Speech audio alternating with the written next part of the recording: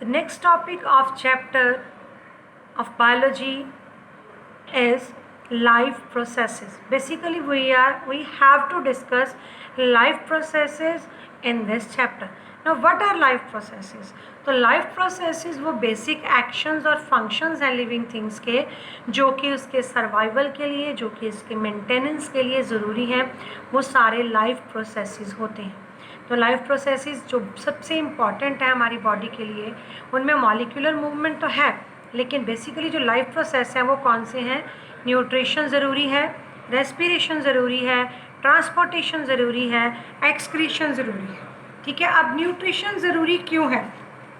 क्योंकि अगर हमारी बॉडी को मेंटेन रखना है, उसके अंदर जो टिश्यूज़ वॉर्न आउट हो रहे हैं उनको रिपेयर करना है, सब चीज़ों के लिए एनर्जी चाहिए. एनर्जी कहाँ से आएगी? From the environment, from the external side. तो उसको हम क्या कहते हैं? फूड कहते हैं. तो इनटेक ऑफ फूड को क्या कहा जाएगा? फिर न्यूट्रिशन कहा जाएगा. Secondly respiration. सबसे इम्पॉर्टेंट जो रिएक्शंस हमारी बॉडी के अंदर हो रहे हैं, जो मॉलिक्यूलर मूवमेंट्स हो रहे हैं, they are oxidation reduction reactions. तो ऑक्सीडेशन रिडक्शन रिएक्शंस कब होंगे?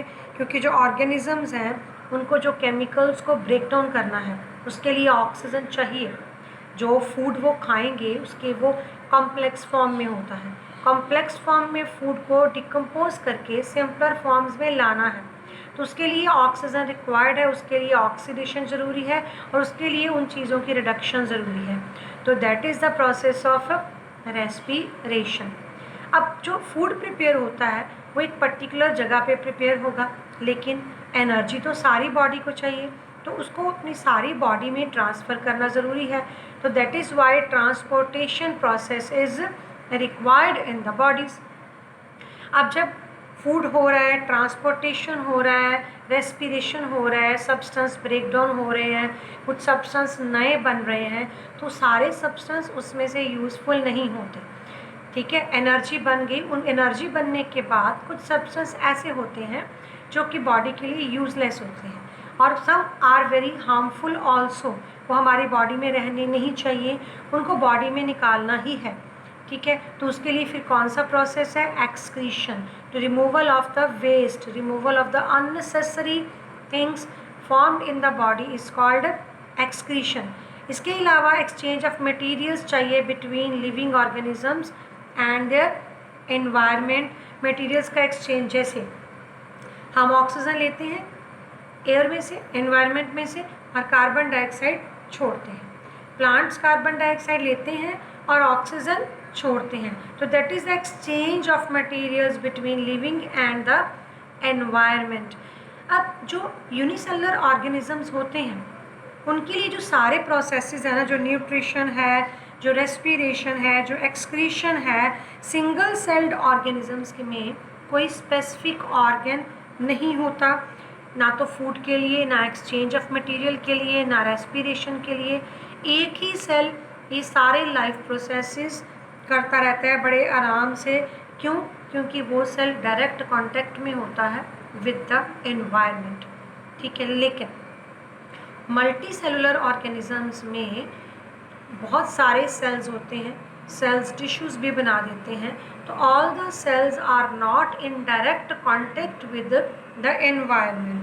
तो इसीलिए डायरेक्ट कांटेक्ट में नहीं है, तो सिंपल डिफ्यूज़न के द्वारा न्यूट्रिशन, रेस्पिरेशन, ट्रांसपोर्टेशन वगैरह नहीं हो सकती, क्योंकि मल्टी सेलुलर ऑर्गेनिज्म की जो एनर्जी नीड्स होती हैं they are very much higher than unicellular organisms.